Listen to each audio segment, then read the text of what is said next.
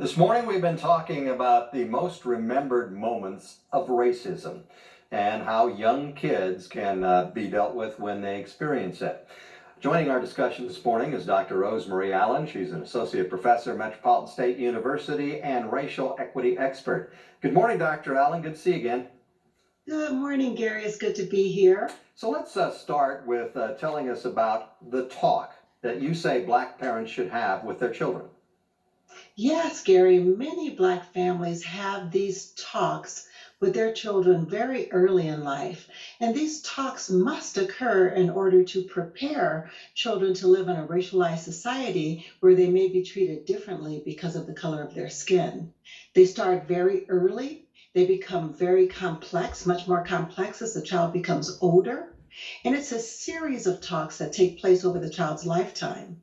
These talks are designed to empower and support Black children, to teach them to love and embrace their Black bodies so that they have a positive racial identity.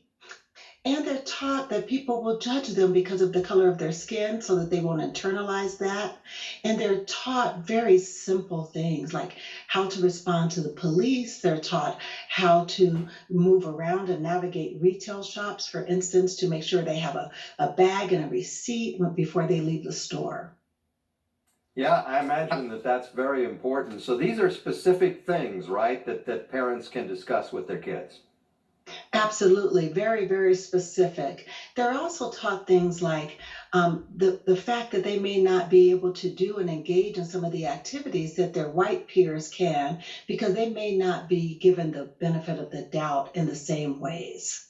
We've been talking to people all morning who have experienced racial incidents as kids, and it's stuck with them for a long time.